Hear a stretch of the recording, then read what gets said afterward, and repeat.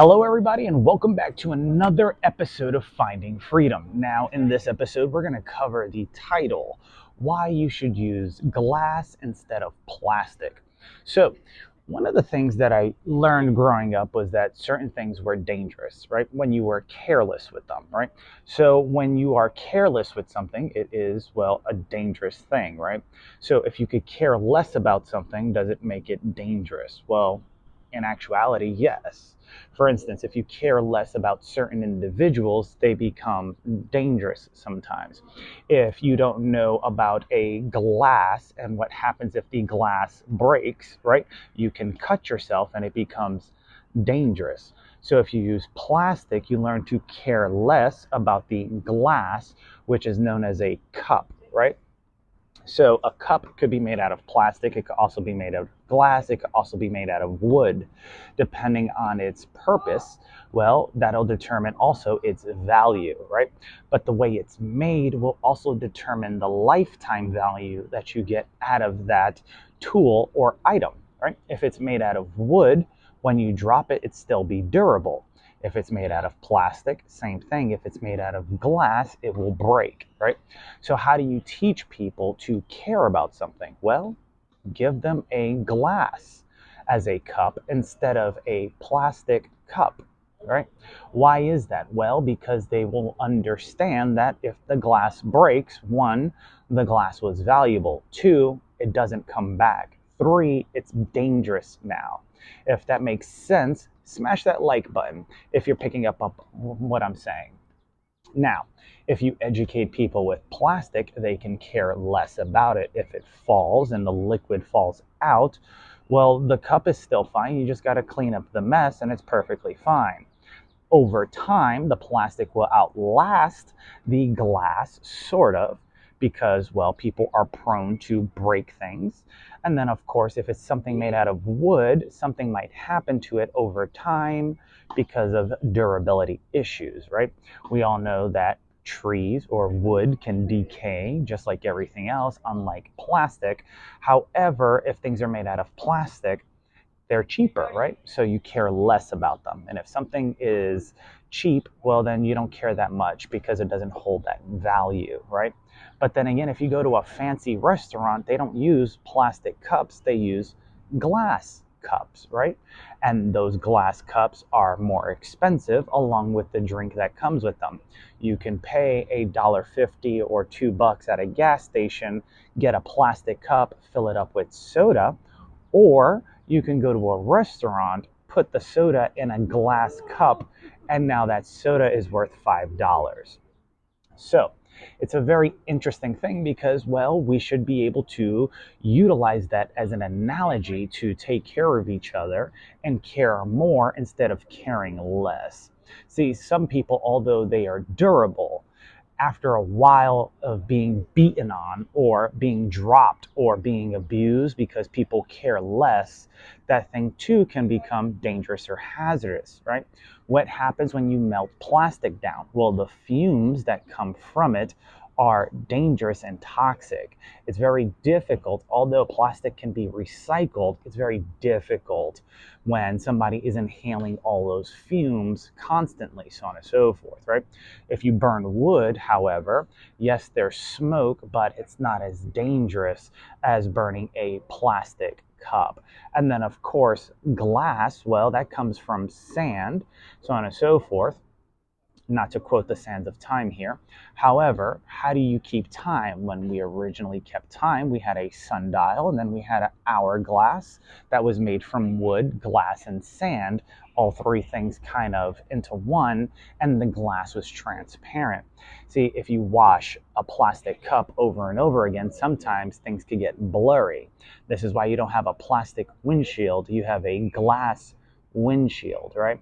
This is why computer screens are not made out of plastic, but they're also made out of reinforced glass.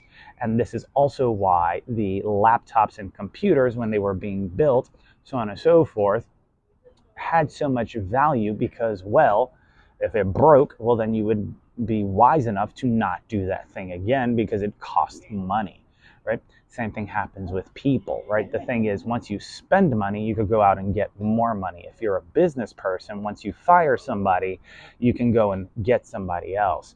One of the things we learned in the military is that if you go to combat and you lose somebody, you don't get that body back. You have to find literally somebody else to take their position.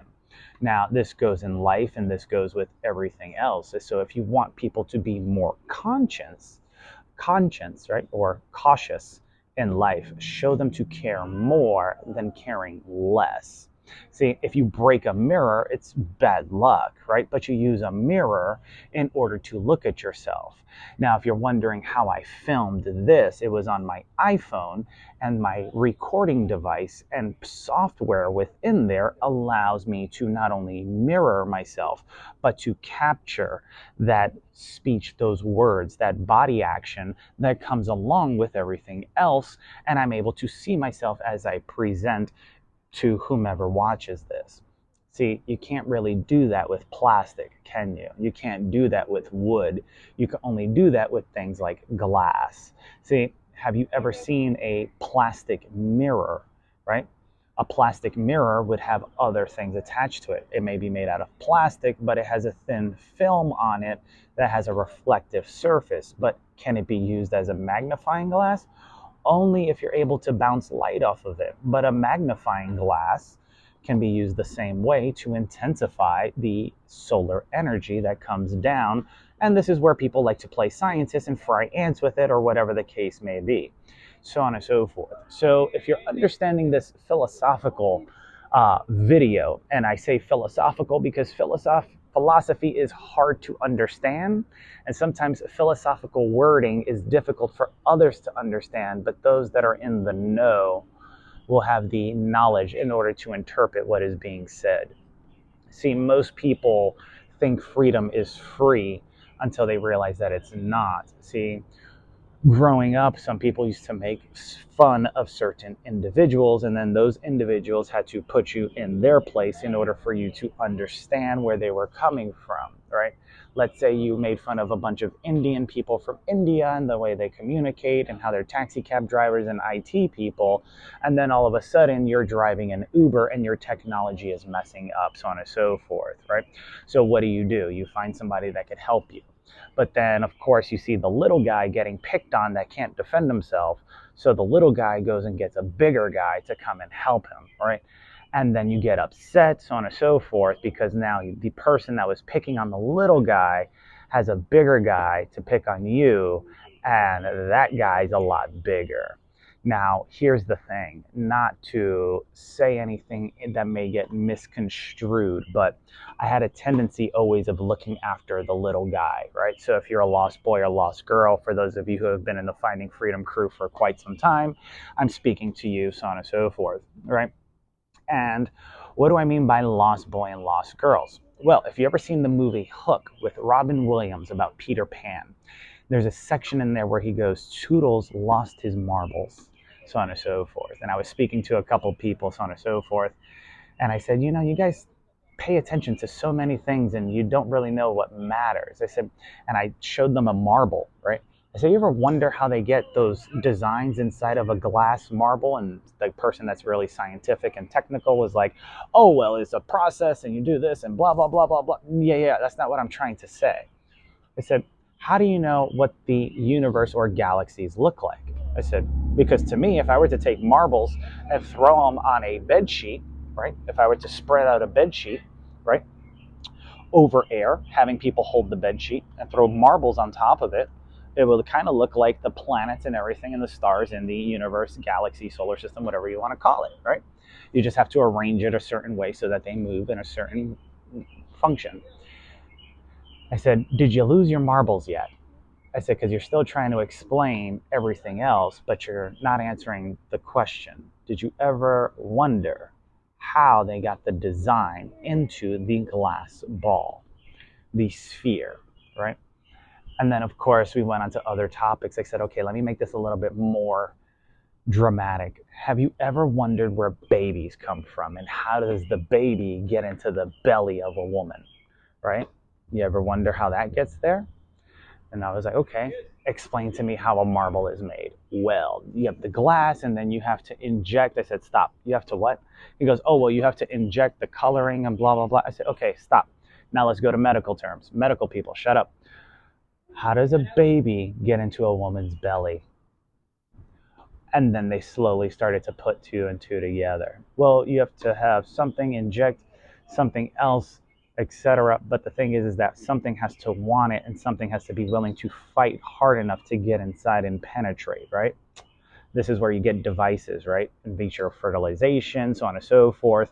In blacksmithing or artisan work, when you're developing a marble, you have tools to inject the coloring to create the shapes inside of a marble, so on and so forth. It's funny because when people are pregnant, it looks like they swallowed a basketball about the same size as or same shape as a marble, right?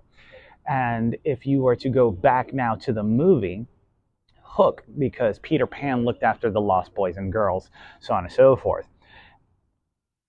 He literally meant he lost his marbles, not saying that he was crazy, but when he came back from Neverland, he brought back Toodles' marbles. And they were actual, it was a bag filled with marbles. And he said, you know what? You're right, Pan. I did lose my marbles, so on and so forth. And they started laughing because without communication, without the understanding of what matters, without figuring out how to care more instead of being careless with a lot of things, you will not obtain or acquire the things that you want and need from life, right? There's a difference, yes, between wants and needs. The thing is, are you going to want something bad enough that it becomes a need so that you're able to protect it, like the glass cup that's valuable, right? Or is it just something you want that's temporary, like the plastic cup or the wood cup? Think about it. It all started with an analogy, morphed into a metaphor, right? And then, of course, the sentence, so on and so forth, or the analogy and the metaphor can be another word known as entendre. So, did anyone in this video lose their marbles? Have you lost your marbles? Or have you lost something and you're wishing to find it? If you are, go ahead and smash the subscribe button and don't forget to follow me. I hope this wasn't too philosophical for some of you, but I had to say it, so on and so forth. So remember this. If you want something, make sure you value it. Once you value it and it becomes valuable to you, treat it as you would a glass cup, not a plastic or wooden cup. Why? Because the glass cup is fragile, just like life, the analogy I spoke of earlier, and it is valuable. Till next time, my friends, take care. God bless. Bye bye.